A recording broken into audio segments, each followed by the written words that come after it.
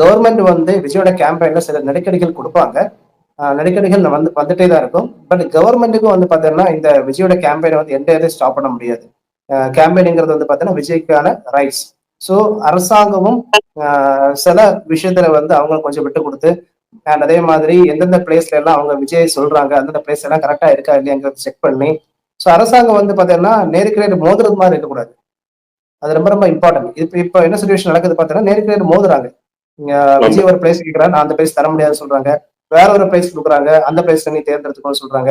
So அந்த பிளேஸ விஜய் தேர்ந்தெடுக்கும் போது, அந்த இடத்துல வந்து இந்த மாதிரி ஸ்டாம்பேட் நடக்குது. சோ ஒரு ஃபைட்டிங்ங்கிற விஷயம் இருக்கக்கூடாது. அங்க வந்து பார்த்தீங்கன்னா, விஜய் கேட்கிற ஒரு விஷயத்த வந்து ஆர்கனைஸ் பண்ணி குடுக்கறது மாதிரி ஒரு அரசாங்கம் இருக்கணும். ஆர்கனைஸ் பண்ணி குடுக்கணும்.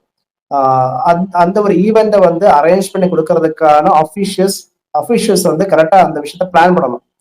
எதனால பார்த்தீங்கன்னா, எனக்கு நம்ம நம்ம இந்தியன் டெமோக்ரஸில வந்து எலக்ஷன் வந்து நல்லபடியா நடக்கணும். நல்லபடியா வந்து எலக்ஷன்ல எல்லாருமே ஓட்டு போடணும்ங்கிறதுல வந்து முதன்மையான ஒரு விஷயம் வந்து கேம்பெயின். கேம்பெயின்ங்கிறது வந்து பார்த்தீங்கன்னா, டெமோக்ரஸிக்கு ரொம்ப ரொம்ப இம்பார்ட்டன்டான ஒரு ஃபேக்டர்.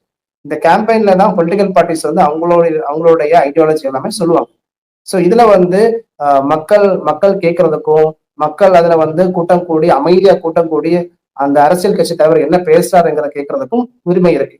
ஸோ அமைதியான முறையில கூட்டம் கூடுறதுக்கும், அமைதியான அமைதியான முறையில பேச்சுவார்த்தை நடத்துறதுக்கும் எல்லா உரிமையும் இருக்கு.